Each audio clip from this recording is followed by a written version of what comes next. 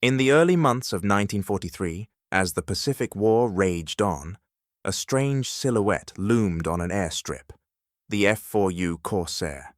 Its long, menacing nose stretched forward like a predator's snout, and its wings, bent back at an angle, gave it an almost predatory, angular stance. It was a fighter that didn't fit the conventional mold. To those who first encountered it, the Corsair seemed more like a mechanical beast than a fine-tuned weapon of war. Its reputation was steeped in failure. An aircraft that bounced off aircraft carriers, tore up landing gear, and claimed the lives of inexperienced pilots long before it had a chance to fly into combat.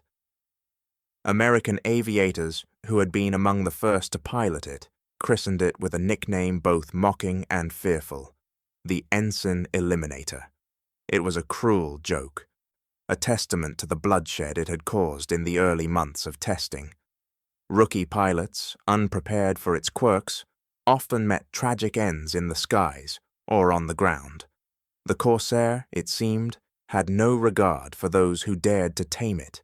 It was too fast, too powerful, and far too unruly for the untrained hands of a novice. Yet, despite its violent infancy, it wasn't long before its true potential began to emerge. Across the Pacific, on the other side of the war, Japanese intelligence barely took notice. The Corsair, they claimed, was clumsy and overbuilt, and entirely unfit for the realities of combat.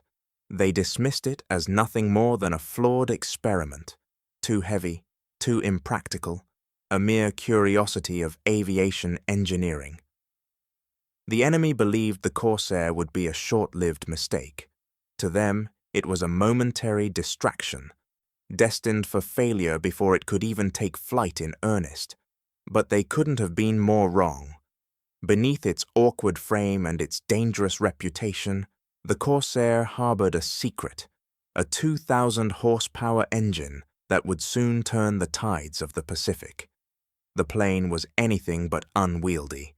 It was a weapon forged in fire and flaw. It had survived its trials, endured the harsh lessons of its design, and now, like a hunter poised in the underbrush, it was ready to strike. The Pacific skies, previously ruled by nimble but fragile Japanese fighters, would soon feel the weight of something far more formidable. The Corsair wasn't elegant, nor was it meant to be, but it would prove unstoppable. And as the plane made its first true mark in combat, the question on everyone's mind was simple: could anything stand in its way? In a few months, another momentous test would unfold, one that would reveal whether this flawed creation could truly change the course of history. By 1942, the Japanese had established an iron grip over the skies of the Pacific. The A6M-0, with its unmatched agility and remarkable range, had become the terror of the war. From the airfields of China to the dense jungles of Guadalcanal, the Zero ruled without challenge. Its pilots, seasoned and skilled, swept American forces from the sky with ruthless efficiency. For the United States, the Wildcats and Buffaloes that had been hastily deployed into the Pacific theater were proving to be woefully inadequate. Slower, less maneuverable, and underpowered, they were no match for the lightning-fast Zeros. The tide of air combat seemed to favor the enemy, and the scale tipped in Japan's favor. Back in Connecticut, far removed from the brutal realities of combat, engineers at Chance Vought were already working furiously to alter the balance. They knew that something more was needed, a fighter so powerful it could rival the Zero's dominance. But creating such a weapon was not a simple task. The team at Vought, led by a group of visionary engineers, set their sights on the R2800 engine, the largest radial engine ever designed. This would be the heart of their new fighter, a machine that would combine raw power with deadly precision. But with power came sacrifice, and the R2800 was not without its challenges. The engine's torque was fierce, so fierce, in fact, that it threatened to tear apart the very aircraft it was meant to propel. On takeoff, the force of the engine could twist the plane out of control, sending it careening off the runway before it even had a chance to gain altitude. The engineers were confronted with a daunting question. Could this new weapon, built on the edge of possibility, ever be tamed? Could a man, even with the best training and skill, master the immense power now being forged in the shadows of war? As the engineers labored on, a momentous test loomed on the horizon, one that would answer the question of whether this aircraft was more than just a wild gamble. Would the new fighter prove to be a predator of the skies, or would it be another broken dream? The world would soon find out, but there was more to this story. A design still awaited its trial, a trial that would reshape the air war in ways no one could foresee. The sun beat down over the jungles of Bougainville, where the thick, humid air hung heavy and the sound of distant artillery echoed through the canopy. On this fateful day, Marine pilots would take the F-4U Corsair into combat for the first time. For weeks they had trained, their hands still unfamiliar with the raw power and unpredictable handling of their new aircraft. Now the time had come to see if the Corsair's reputation for danger could be matched by its ability to kill. The stakes were high, and the air was electric with anticipation. Above them, the battle for the Pacific raged, and the Japanese Zero, still considered by many to be the deadliest fighter in the skies, awaited their arrival.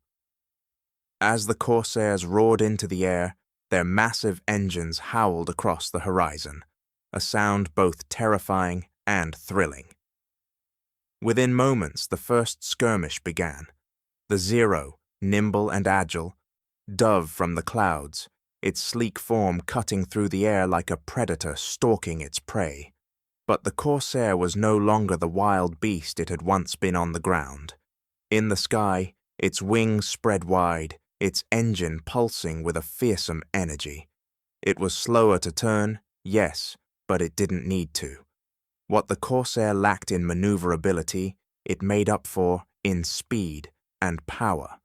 When it dove, it fell like a stone. When it climbed with the raw force of its 2,000 horsepower engine, taking the fight into new, unforgiving dimensions. The dogfights that followed were brutal, chaotic, and vertical, as pilots pushed themselves and their machines to the limit. The Zero, with its superior agility, tried to outmaneuver the Corsair, but the American pilots were learning quickly.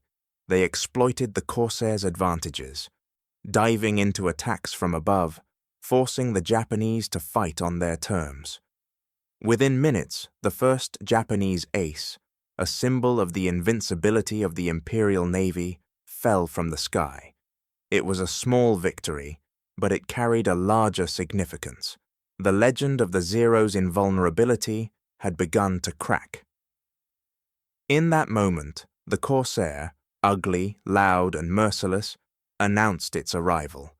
It was not the graceful predator of the skies that the Zero had once been, but it was something more dangerous, a new kind of warplane, forged in power and precision that would soon begin to reshape the rules of aerial combat.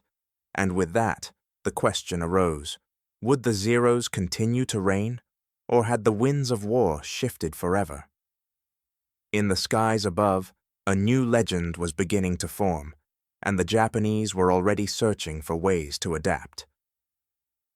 At the dawn of the Pacific War, Japan's dominance in the skies seemed absolute. The A6M Zero, a masterpiece of aviation engineering, held the Pacific under its wings. Lightweight, elegant, and deadly, it was more than just an aircraft. It was a symbol of Japan's superior technological prowess.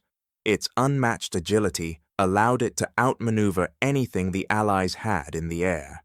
For the Japanese pilots, the Zero was a natural extension of their own will, a weapon perfectly attuned to their skill and precision. To them, it was more than just a tool of war. It was a reflection of the nation's spirit, fast, lethal, and unyielding. Japanese aviation officers viewed their American counterparts with a mixture of disdain and incredulity. To them, the heavy, clunky designs coming out of American factories seemed primitive, brutish machines that lacked the refinement and balance that defined Japanese engineering. "The Western mind does not understand balance," one Japanese pilot would later write, reflecting the ethos that permeated Japanese doctrine.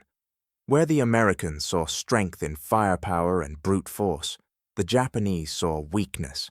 Their own designs, from the Zero to the Ki-43, emphasized agility and the individual skill of the pilot. In this world, the machine was not the hero. The pilot was. The fighter was merely an extension of the man's will. This philosophy, deeply embedded in Japan's military thinking, was reflected in its early successes. As the Zero tore through Allied formations, achieving overwhelming victories in China and throughout Southeast Asia, the belief in its invincibility grew stronger. Japanese pilots, trained from childhood to master the art of aerial combat, believed they could outfight any opponent. In the minds of their commanders, the Zero was not just a plane. It was a symbol of Japan's manifest destiny in the Pacific. The skies were their domain, and no one, not even the Americans, could challenge their mastery. With each victory over islands like Malaya and the Philippines, the empire's confidence grew. The Zero's ability to wipe out entire squadrons seemed to confirm its superiority. The doctrine of agility over power became gospel. Where American aircraft struggled with weight and clumsiness, the Japanese planes danced through the air, executing impossible turns and dives that no Western fighter could match. Every skirmish, every air raid, reinforced their conviction. The Japanese were the rightful rulers of the Pacific sky. But as the empire's golden age of aviation seemed to stretch endlessly before them, a dangerous seed of overconfidence began to take root. The Zero, while unmatched in agility, had its own weaknesses. Fuel limitations, its lack of armor, and its vulnerability in the face of newer, more powerful American designs were all things the Japanese had yet to fully comprehend. The myth of invincibility began to blur the vision of Japan's commanders, and they could not see that their greatest strength might soon become their greatest vulnerability. What they did not yet know was that the balance of power in the Pacific skies was already beginning to shift, and the very principles that had made them invincible would soon be tested in ways they could not have imagined. As the first cracks began to show, the question lingered in the air. Would Japan's belief in its unchallenged mastery of the sky hold, or would it be shattered by a force it underestimated? In the quiet, cluttered factories of the United States, engineers worked tirelessly to perfect the F-4U Corsair. They had a vision, a machine that could match the might of the Zero in the skies, a weapon that would bring the Pacific War to its knees. But as the Corsair's design took shape, so did its flaws, and by 1942, the aircraft was far from the polished solution the Navy had hoped for. The first tests on carriers were a disaster. With poor visibility and brutal torque from its massive engine, the Corsair struggled to land. It bounced wildly on the deck, its landing gear often shattered by the sheer force. Time and time again, the plane failed to perform its most basic function, landing. Its reputation grew, and with it, the weight of failure. The Navy, eager to find a carrier-based fighter that could match the Japanese, quickly rejected the Corsair. They believed it was simply too dangerous for their pilots. The carrier deck was a small, unforgiving space, and the Corsair's violent takeoff and landing characteristics seemed incompatible with the Navy's need for precision. Its massive radial engine, though powerful, twisted the airframe, pulling it dangerously off course, and when it came time to touch down, the plane's sheer size and weight proved too much for the carrier deck to bear. The Navy had no interest in a fighter that would cost them more lives than it would save, but the Marines, stationed on distant islands across the Pacific, were desperate for a long-range fighter that could match the agility of the Zero and provide the firepower to back it up. With no other options, they took a chance on the Corsair, fully aware of its reputation for danger. On makeshift jungle runways, far from the safety of the carrier deck, Marine pilots took to the skies. They were given the challenge of taming this beast, knowing that the aircraft's quirks could kill them in an instant, but also knowing that the Corsair might just be their best chance at turning the tide in the Pacific. It wasn't long before the Marines began to understand the Corsair's strange, almost merciless character. This was no machine for the faint of heart. It demanded precision, a steady hand, and an understanding of its power. For the careless pilot, it would twist, buck, and spit them out of the sky. But for those who had the courage to master it, the Corsair became a weapon of staggering potential. Its speed, range, and firepower made it the perfect tool for the brutal island-hopping campaign. It was a plane that rewarded the brave, and in return, it gave them an edge they desperately needed. What the Navy had feared, the Marines had learned to respect. The Corsair was no ordinary fighter. It was a gamble, a challenge, a curse for those who couldn't control it. But for those who could, it became the deadliest weapon in the Pacific skies.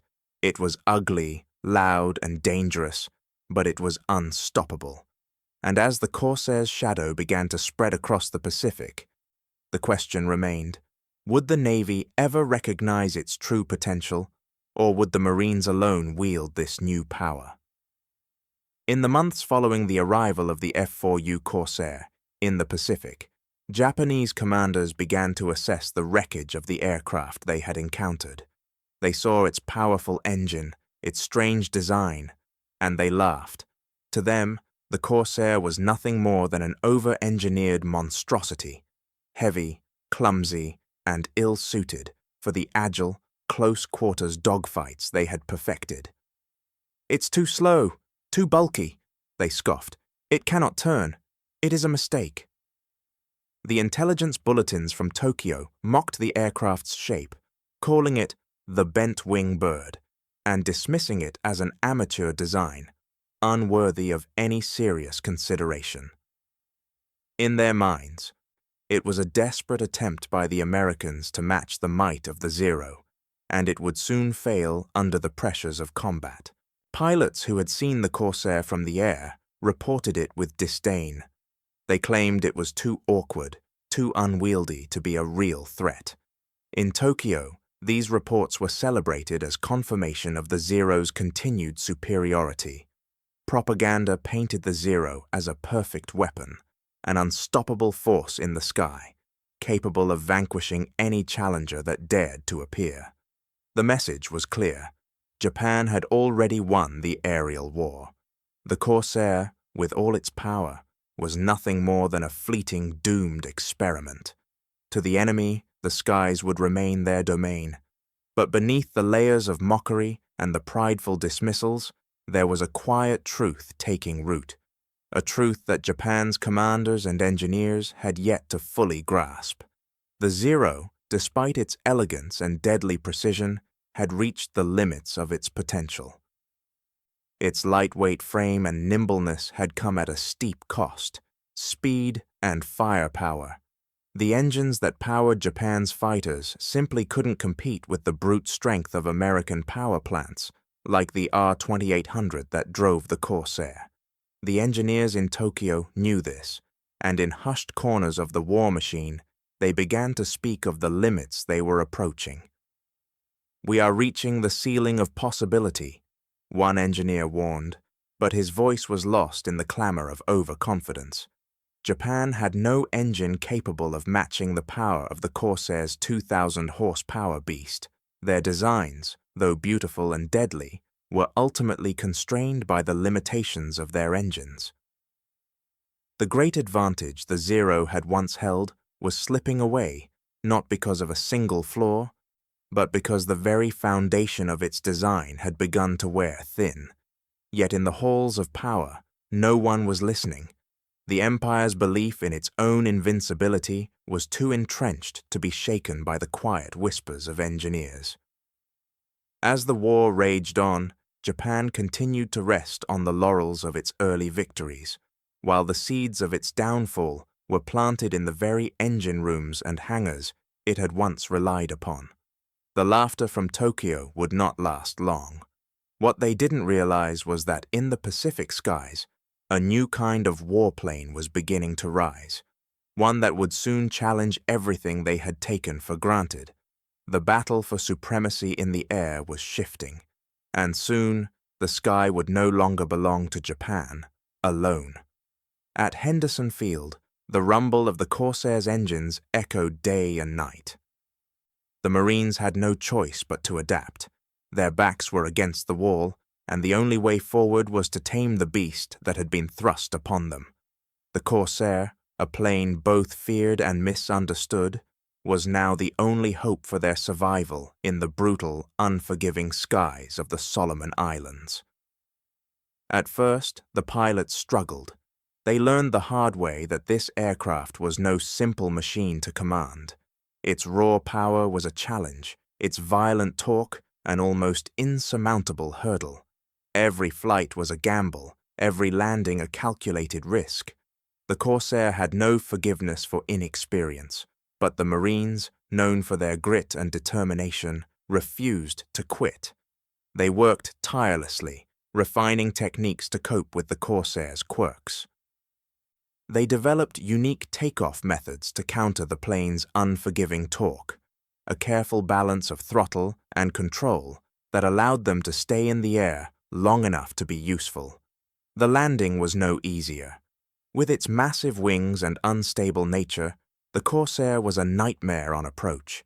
But necessity, they say, is the mother of invention.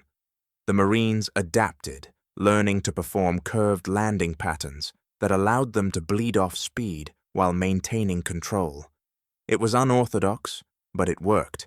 The Corsair, in its violent unpredictability, was beginning to reveal its hidden strengths. The power of the R-2800 engine became clear. The plane's speed and vertical dominance could not be ignored. What the Corsair lacked in maneuverability, it made up for with brute force and agility in the vertical. Marine pilots began to see the true potential of the aircraft. They abandoned the idea of matching the Zero in a turning dogfight, where the Japanese fighter had always excelled. Instead, they developed a new philosophy: boom and zoom. The strategy was simple: climb above the enemy, dive at incredible speed, strike with overwhelming force, and then vanish before the Zero had time to react. The Corsair was no longer just a brute. It was a weapon of discipline, precision, and timing. In skilled hands, the Corsair became a terror. Its incredible climb rate allowed the pilots to dictate the terms of the engagement. Instead of turning with the Zero, as so many had tried before, the Marines learned to climb above it, leaving their opponents scrambling to catch up. The Zero, once thought invincible, could not keep pace with the Corsair's raw power and speed. The Marines' motto shifted: don't turn with him, climb above him. In this simple shift, the battle for the Pacific skies began to turn. The monster that had once terrorized its pilots, that had been written off as a dangerous mistake, was now a weapon of skill and discipline. The Corsair's flaws had become its strengths in the hands of those who refused to quit. The plane, once feared and dismissed, had become the key to the Marines' success. It was not the perfect fighter, but it was the perfect weapon for those who understood its nature. And as the sun set over Henderson Field, the question lingered: would the Japanese, still confident in their superiority, realize the shift that had taken place before it was too late? The tide of war in the Pacific was about to change, and it would be a battle of speed, power and unyielding resolve. It was early in 1944, and Rabaul stood as Japan's fortress in the Pacific, a sprawling, heavily fortified base nestled amidst the jungles of New Britain. Its skies were protected by the elite of the Imperial Japanese Navy. For the Japanese, Rabaul was a symbol of their unwavering control, a staging ground for their defenses, where their finest pilots awaited the inevitable clash with the Americans. The skies above were their dominion, but on this day, everything would change. The Corsairs, poised and ready on their aircraft carriers, began their descent towards the enemy stronghold. The roar of their engines shattered the Pacific stillness as they plunged through the dense cloud cover, the heavy flak from below exploding in bright, violent bursts. It was a familiar sound to the pilots, the cruel, relentless percussion of anti-aircraft fire. But the Corsairs pressed on, unfazed by the barrage. Their mission was clear: strike the heart of Rabaul, hunt down the enemy fighters that still ruled the sky, and show the Japanese that their dominance was no longer certain. As the Corsairs broke through the cloud cover, the Japanese aces rose to meet them. For these seasoned pilots, the approach of the American fighters was a familiar sight, one that had often ended with easy kills. They believed their Zeros, still regarded as the most agile planes in the world, would easily outmaneuver the bulky Corsairs. But they had underestimated the Americans. They had forgotten that the Corsair was not a fighter to engage in a simple turning dogfight. It was something more dangerous, a weapon that thrived in the vertical. In a single coordinated movement, the Corsairs climbed straight into the blinding Pacific sun. They ascended, the power of their R-2800 engines lifting them effortlessly until they were above the Zeros, silhouetted against the bright sky. Then, without warning, they rolled over and dove, a sudden, brutal strike from above. The Zeros, fast but fragile, had no time to react. The American pilots unleashed a torrential storm of .50 caliber fire, and the Zeros shattered in mid-air, disintegrating into flaming wrecks before they could even think of turning or evading. It was an unrelenting assault. The speed and power of the Corsairs had transformed what had once been a desperate battle into a massacre. The myth of Japanese air supremacy, one that had dominated the Pacific skies for so long, began to crumble that morning. What had once seemed like an unassailable dominance was now a fragile illusion. The Zeros that had once torn through American lines with impunity were no longer the predators of the skies. Now they were prey, helpless before the force of American firepower. The battle above Rabaul marked a turning point in the Pacific Air War. Japanese pilots, who had once believed they were invincible, now found themselves fighting against an enemy they could not understand, an enemy they had underestimated. American intelligence noted the shift in Japanese morale, and it was clear from intercepted communications that the loss had been profound. Enemy morale visibly shaken, the report stated. For the first time, Japan's leaders began to question the invincibility of their air forces. The clash at Rabaul was not just a military defeat, it was a psychological blow. The idea that the American forces had finally found a way to counter their superior Zeros struck at the heart of Japanese confidence. But even in the face of defeat, the Japanese would not simply surrender the sky. They would adapt, evolve, and fight back with what remained of their strength. The battle for the Pacific airspace was far from over, and as the Corsairs climbed back into the clouded skies, a question lingered in the air. Had Japan's supremacy in the Pacific truly been shattered, or had this only been a fleeting moment of American success? The battle for Rabaul had ended, but the war in the skies was far from over. By 1944, the F-4U Corsair had proven itself in the unforgiving skies of the Pacific. The Marines had already learned to harness its raw power, adapting to its quirks and turning it into a weapon of fearsome precision. But the Navy, still haunted by its disastrous early trials, had yet to embrace the Corsair. Despite its success in combat, the aircraft's reputation as a dangerous, unmanageable beast remained entrenched in the minds of Navy brass. The critical hurdle, the carrier landing, was still seen as an insurmountable obstacle. The Corsair's massive wings, unforgiving torque, and lack of visibility on approach had left too many pilots injured, too many machines shattered. But the engineers, undeterred, were about to give the Corsair a second chance. In response to the Navy's rejection, a team of engineers returned to the drawing board, determined to solve the Corsair's flaws and prove it could meet the rigors of carrier operations. The solution was deceptively simple. They strengthened the landing gear, redesigned the tail wheel, and improved visibility for pilots. It was a series of small adjustments that together would change everything. The Corsair, once considered too dangerous for the carrier deck, now had the balance and stability to handle the brutal demands of landing at sea. The tail wheel was lengthened to help prevent the plane from pitching forward, while the landing gear was reinforced to withstand the stress of a rough carrier deck. Pilots, too, received training on new techniques to compensate for the aircraft's quirks. The Corsair, once thought to be a mistake, was now re-engineered for success.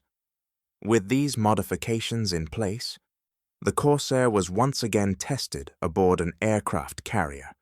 The skies held their breath as the plane, now heavier with its new components, rumbled down the deck. The roar of the engine was the same, but the result was far different. The Corsair landed smoothly, its wheels locking onto the deck with precision. No bounce, no catastrophic failure. The plane had passed. The Navy, long resistant to the idea of this monster in their ranks, had no choice but to reconsider. It was clear that the Corsair had become something entirely different. Where it had once been rejected, it was now welcomed. The Navy reinstated the Corsair for full fleet operations.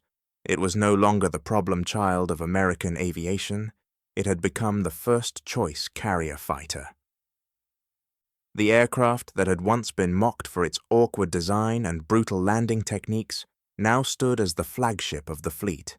It was a triumph of persistence, a redemption story forged in the fires of failure and determination. What had begun as a nightmare for Navy pilots had been transformed into a symbol of American engineering resilience. The Corsair's reputation had been irrevocably altered. From nightmare to flagship, one engineer would later reflect. The Corsair's journey had not been a simple one, but its story was now one of victory. The once feared aircraft, the subject of ridicule and despair, had proven its worth, and as it took to the skies once more, the battlefield in the Pacific was poised for a reckoning. The Japanese, who had dismissed the Corsair as a mistake, would soon come to face its full power. The weapon they had mocked would soon erase their advantage entirely. As the Navy prepared for its final push, the question was no longer whether the Corsair could land, but whether anything could stand against its relentless might. In the sky above, the fate of the Pacific would soon be decided, and the Corsair would lead the charge. The reckoning was coming. In June of 1944, the stage was set for what would become one of the most decisive moments in the Pacific War. The Battle of the Philippine Sea, a name that would soon echo across history, was not just another confrontation. It was Japan's last major carrier offensive. Desperate to strike a blow that could turn the tide of war in their favor, the Japanese gathered over 400 aircraft. The Imperial Navy, battered but unbroken, launched its fleet of bombers, fighters, and torpedo planes with a singular goal: to retake the initiative, to strike down the Americans before their dominance could become irreversible. But in a stark contrast to earlier battles, Japan's offensive was met not by surprise, but by the full might of American intelligence and technology. American radar, now more advanced and finely tuned than ever before, tracked the Japanese fleet with precision.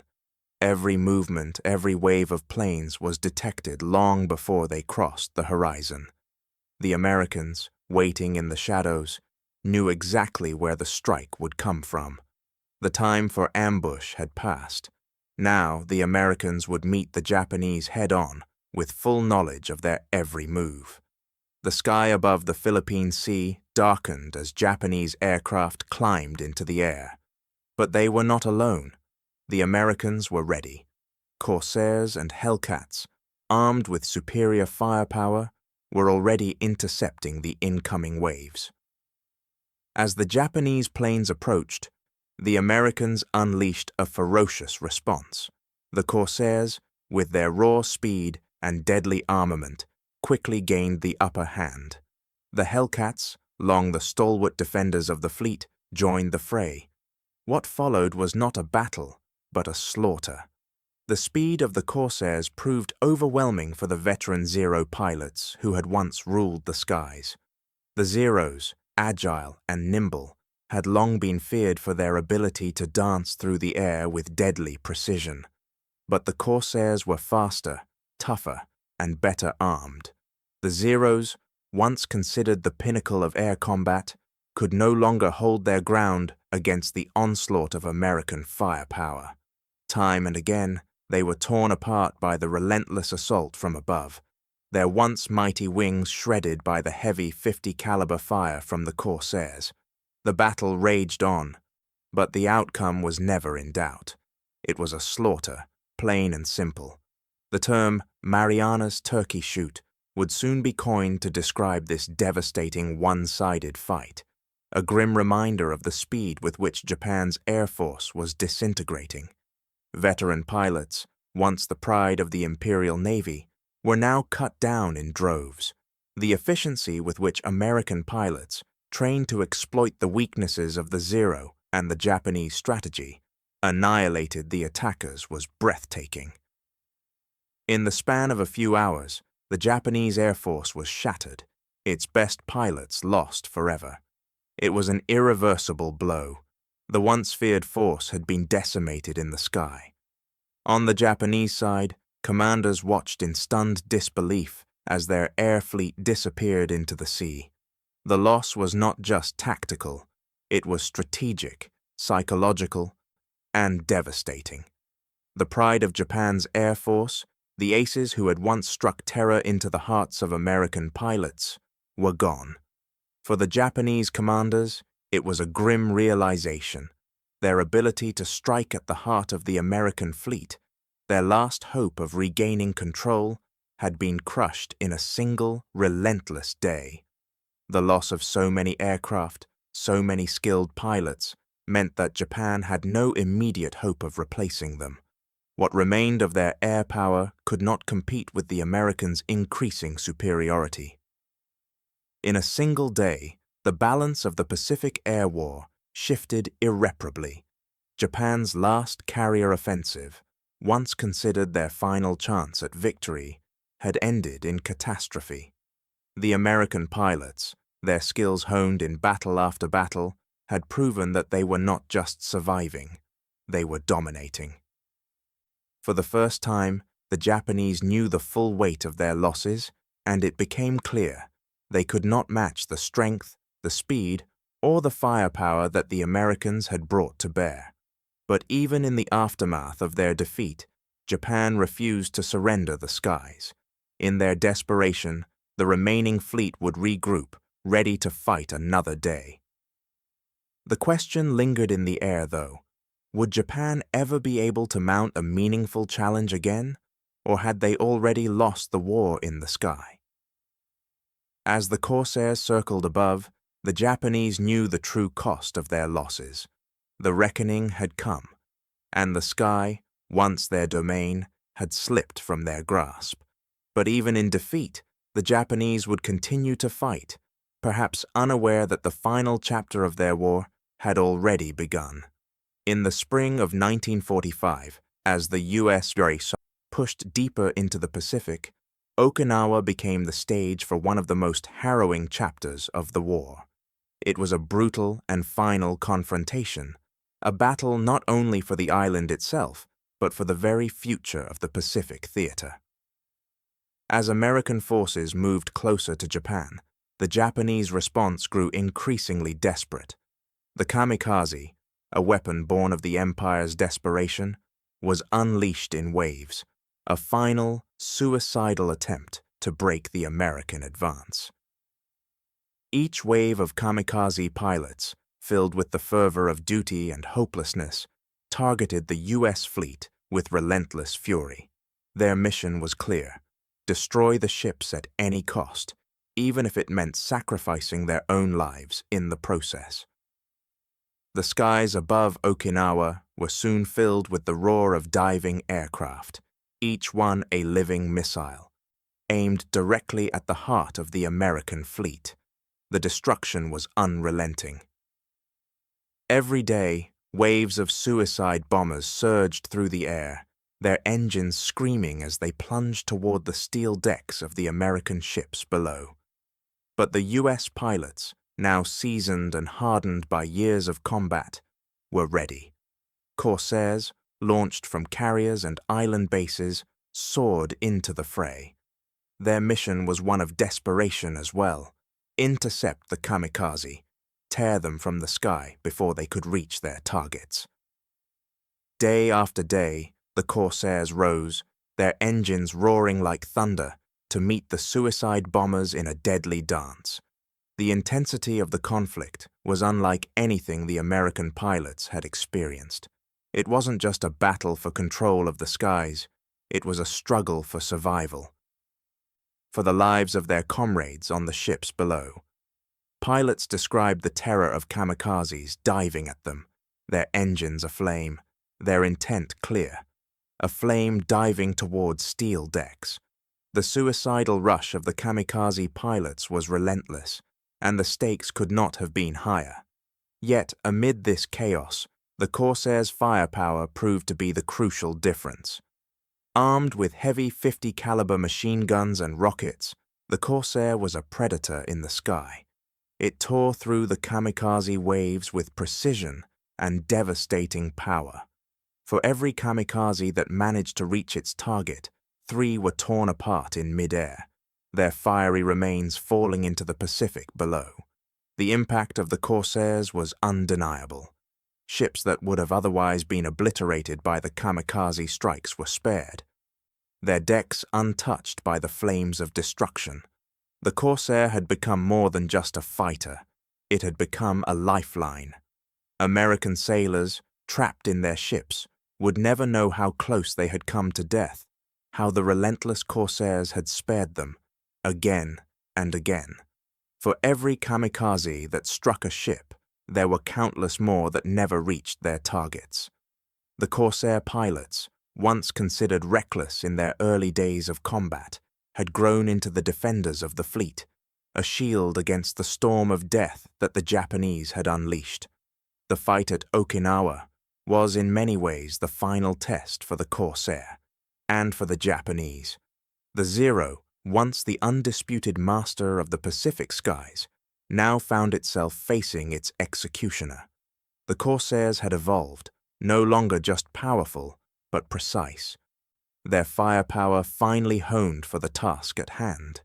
For every kamikaze that succeeded, a dozen more were shot down, the wreckage falling into the sea like the dying embers of an empire in collapse. It was the final battle of attrition, the last desperate attempt by Japan to turn the tide. But it was too late. The Zero, symbol of Japanese air supremacy, could not match the ferocity of the Corsairs. The American pilots had learned, adapted, and grown stronger, while Japan's forces were stretched thin, their will shattered by the unrelenting power of the Allied assault. For the men flying Corsairs over Okinawa, the battle was more than just a fight against suicide bombers. It was a fight for the soul of the Pacific. Each kamikaze that was shot down, was a small victory, a momentary reprieve from the endless death that seemed to fill the skies.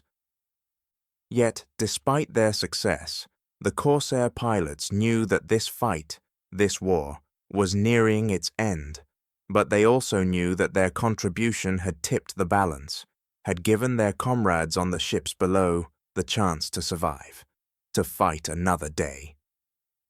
As the final waves of kamikaze aircraft were wiped from the sky, the question remained, how much longer could Japan continue this deadly, hopeless struggle?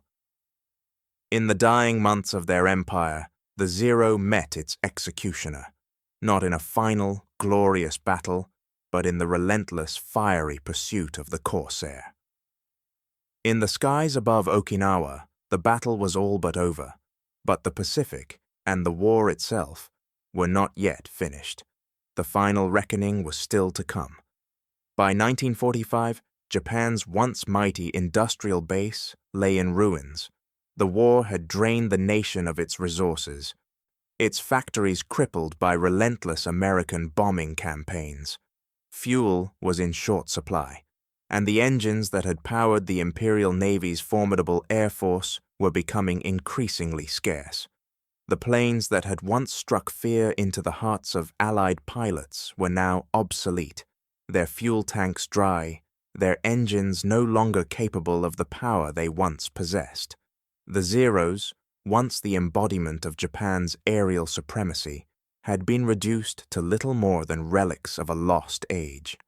With no fuel, no skilled pilots, and no functional aircraft, Japan's air defenses had collapsed. Young boys, some no older than 15, were pressed into service, flying outdated planes that had no hope of standing up to the ferocity of the American air assault. They were sent into the sky, not as soldiers, but as sacrificial lambs, their planes little more than flying coffins. These desperate, poorly trained pilots flew their aging machines straight into the sea, knowing full well they would never return. They were not warriors, but children caught in the collapse of an empire that had once seemed invincible. For the American pilots, it was a strange and bitter turn of events. The once feared Zero, which had once ruled the skies with unmatched agility and precision, was now little more than cannon fodder for the Corsairs. The battles that had once been fierce, deadly encounters between elite pilots had become one-sided affairs. The Zeros, now fragile and outmatched, were torn apart by the American fighters with little resistance. Where there had once been the brutal dance of air combat, there was now only a massacre. The Corsairs, sleek and powerful, shredded the Zeros with brutal efficiency. What had once been the symbol of Japan's air supremacy was now reduced to a fading shadow, clinging to the memory of its former glory. As the Zeros fell from the sky, the airfields and factories of Japan burned. The engines that once powered these magnificent machines lay silent, victims of the relentless Allied bombing campaigns. The proud empire that had once dominated the skies was suffocating under the weight of its own hubris. The Zeros, now little more than wreckage, were a testament to the cost of pride. The nation that had once built an air force to rival the world had been reduced to a shell, its resources exhausted, its future uncertain. For the American pilots, there was no joy in this victory. The once feared enemy was now a shadow of its former self. They had fought with courage, with valor, but the fight was no longer fair. The Japanese pilots, now children with no training and no hope, were not enemies worthy of triumph, but victims of a larger, more devastating defeat. The Corsair pilots, once engaged in life-or-death combat, now felt a strange sense of pity for their opponents. The war was nearing its end, but the cost of victory had become apparent. The pride of an empire had been broken, but it had come at the expense of an entire generation, one that had been consumed by a war that had no clear purpose anymore. As the Corsairs soared above the ruins, the Pacific skies, once filled with the sounds of battle, were now eerily silent. The American pilots had no enemies left to fight, no adversaries to challenge their dominance.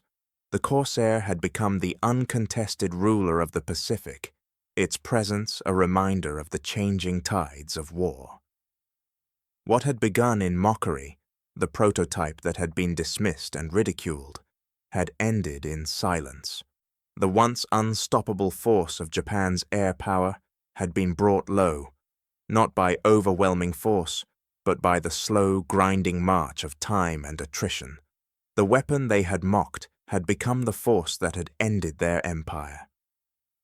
In the quiet aftermath of the battle, the question lingered: had Japan's downfall been inevitable from the start, or was it the price of an empire that had reached too far, too fast? The answer lay in the ruins, a silence that spoke of a proud empire crushed under the weight of its own pride. August 1945. The war was over. The relentless pounding of engines, the deafening roar of aerial combat, had faded into silence. In the warm haze of the Pacific, Corsair squadrons returned from the ruined islands they had once fought to liberate. Their mission was complete, their enemies vanquished. The pilots, some barely 20 years old, landed softly on carriers and airfields, their faces etched with the weariness of a war that had stretched them to their limits. They had carried more than just bombs and bullets. They carried memories of a sky on fire, of endless dogfights, of comrades lost and victories won. Their youth had been spent in the crucible of war, and now they had nothing left to prove. As the pilots disembarked, the ground crews moved in to clean the machines that had carried them through the madness. They worked silently, washing away the soot and grime that caked the bullet-riddled wings. The Corsair, that once awkward and dangerous machine, was now a symbol of survival, a testament to the resilience of those who had tamed it. It had been through every major battle of the Pacific, from Guadalcanal to Iwo Jima, and in every theater it had proven itself. It had carried its pilots through the hell of war, and now, as it sat on the runway, its engine winding down, it symbolized something more, the culmination of struggle, sacrifice, and, ultimately, mastery. The Corsair had not been perfect. It had flaws, quirks in its design, challenges in its handling, but it had always paid back its pilots in victory. What had begun as a mocked and ridiculed prototype had become a weapon of unmatched power and precision. The sheer brutality of its strength, the raw energy of its engine, and the speed with which it struck had made it a feared predator in the Pacific skies. For every flaw, it had offered tenfold in return. It was a machine forged in the fires of adversity, and in the end, it had won. Its engine, once the terrifying roar of battle, now hummed softly as its blades slowed to a stop. History exhaled, its breath heavy with the weight of all that had passed. As the pilots and crews walked away from their aircraft, they knew that the war they had fought was over, but its echoes would remain forever. The Corsair, like the men who had flown it, had become something more than just a tool of destruction. It was a symbol of endurance, a reminder that the greatest victories often come from the hardest struggles. What began as a desperate attempt to create a weapon capable of competing with the Zero had grown into a machine that had changed the course of history. It had been forged in chaos, honed in combat, and had proven itself, time and again, as the unmatched king of the skies. The sky, once filled with the constant hum of engines and the crackle of gunfire, was now quiet. The war had ended, but the legacy of the Corsair would live on, etched in the hearts of the men who had flown it, and in the pages of history. As the final planes touched down and the last engines died, one question lingered in the air. Had the world truly learned the cost of such a war, Or would the next battle be born from the very ashes of this one? In the quiet aftermath, the pilots turned their eyes away from the sky, but for the Corsair, the final chapter had been written. In the years following the end of World War II, the Corsair's journey did not come to a quiet close. The iconic fighter, forged in the heat of battle and sculpted through countless trials, would continue to soar. Even as the jet age emerged, the Corsair remained lethal. In the Korean War, where the world's first jets clashed, the Corsair still found a place in the skies. Though its design was decades old, the power of its engine and the versatility of its structure made it a formidable adversary. Its role had changed, but its edge had not dulled. The jets had taken over the high altitudes, but at lower levels, where its agility and speed could still outmaneuver the faster but less durable aircraft, the Corsair proved just as deadly as it had been in its prime. The aircraft that had once been mocked for its awkward bent wings and brutal landing techniques had by now become a cornerstone of naval aviation. Its design, once a symbol of reckless ambition, had reshaped the future of carrier operations. The Corsair's ability to land and take off from short, unstable runways with massive power-to-weight ratios inspired a new generation of aircraft engineers. Carrier techniques, the art of landing on the small moving decks of aircraft carriers, had been revolutionized. The Corsair's performance became the standard by which future naval fighters were measured. It was a machine that, for all its flaws, had proved its place in history. The success of the Corsair created a blueprint, both literally and figuratively, for the next era of aerospace innovation. The engineers who had worked tirelessly to build the Corsair, often under conditions that bordered on impossible, would go on to become the architects of the future. Their work, their design, would influence generations of aircraft to come. The Corsair's creation, a hybrid of brute force and careful engineering, was a testament to their vision, their willingness to push boundaries even when they themselves weren't sure of the outcome. It was the engineers, not just the pilots, who had turned the Corsair into a living legacy. Their efforts would pave the way for the development of supersonic jets, stealth bombers, and advanced fighter planes that would dominate the skies for decades to come. As the years passed, the Japanese Zero, once the symbol of air supremacy in the Pacific, faded into museums, its legacy preserved in the quiet halls of history. The Zero, once feared, was now a relic of an era long gone. But the Corsair, that loud, ugly, and dangerous machine, continued to fly, not just in the memories of those who had flown it, but in the very evolution of air combat. Its design had proven itself not only in battle, but in its ability to shape the future of military aviation. The bent wings that once elicited laughter and ridicule now symbolized dominance. The very thing that had made it seem so imperfect had become its greatest strength. The lesson was clear and enduring. Progress is often born from failure.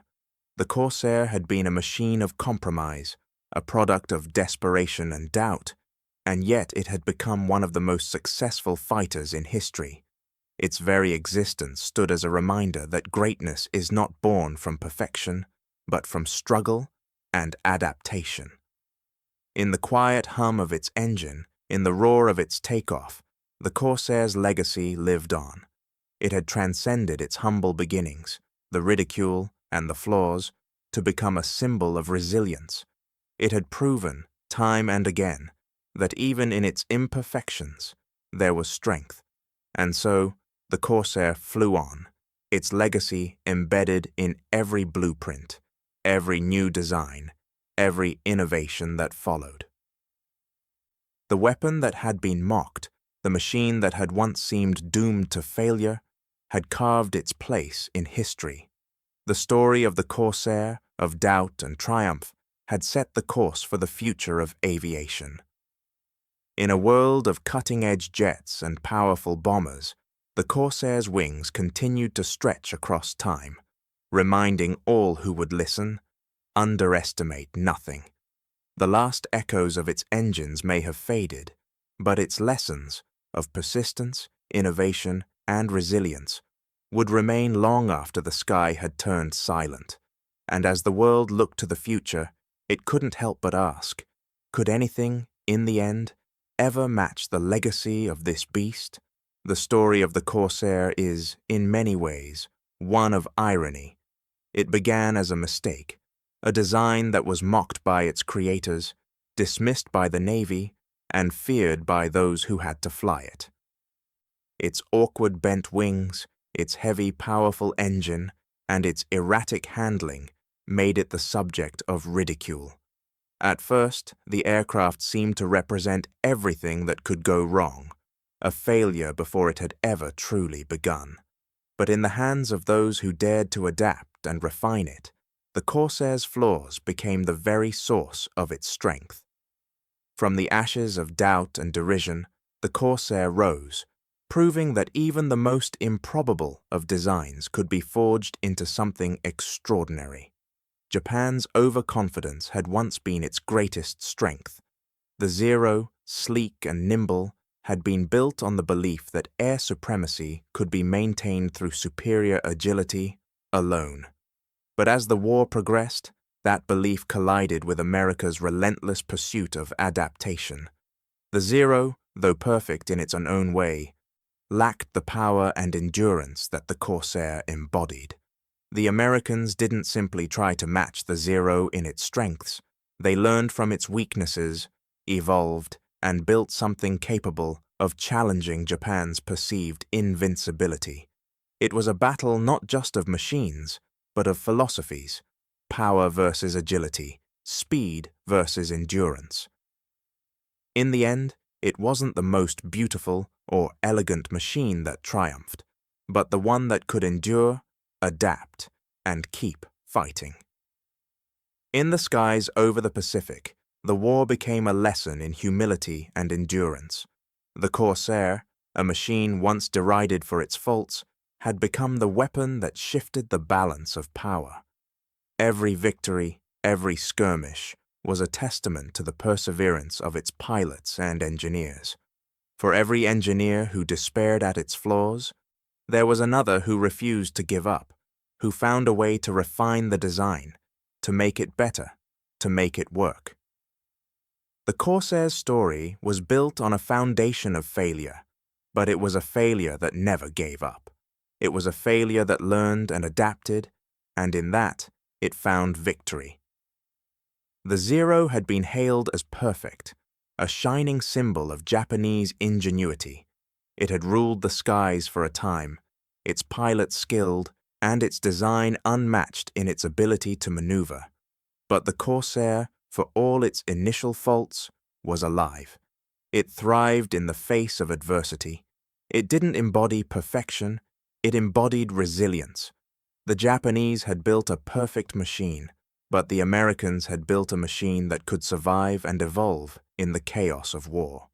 The Corsair had no grace, no elegance, no seamless curves. But it had something more powerful: the will to keep flying, to keep fighting, and to keep adapting. At first, they mocked its shape, its awkward wings, its unrefined design. But in the end, it was the Corsair that ruled the Pacific skies, not the Zero. The irony of it all lay in the fact that the very thing that had been ridiculed, the bent-wing bird, had become the most feared weapon in the sky. The Corsair had not only survived its flaws, but had turned them into its greatest advantages. The aircraft that was once thought a mistake had become the very symbol of victory. Power without understanding leads to ruin. Failure without surrender leads to mastery. These were the lessons learned in the skies over the Pacific. For all the might of Japan's early victories, for all the brilliance of their designs, they had failed to understand that true dominance in war comes not from perfection, but from the ability to adapt, to evolve, and to survive against the odds. The Corsair was that lesson, embodied in steel and fire, in engines that roared through the sky, and pilots who would not yield. The war in the Pacific, ultimately, was not about the best plane or the most brilliant design. It was about who could withstand the longest, who could learn from their mistakes and push through the fog of war.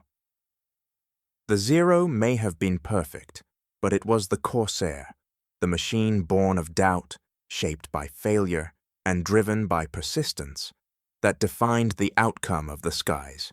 And in that victory, the world learned a profound truth. Greatness is not born of perfection, but of the willingness to embrace imperfection and fight on. What began as a joke, a prototype ridiculed for its awkwardness, ended as a symbol of dominance. The Corsair had found its place in history, not by being perfect, but by being alive, alive with the power to adapt, to survive, and ultimately, to rule. The Corsair, with its bent wings, had become more than just a weapon. It had become a legacy built on the belief that in every failure there is the seed of success, and in the end, that was the greatest victory of all. In the silence of the Pacific sky, the legacy of the Corsair endured, a reminder that greatness often rises from the ashes of doubt and struggle. The world would never again forget the lesson it had taught.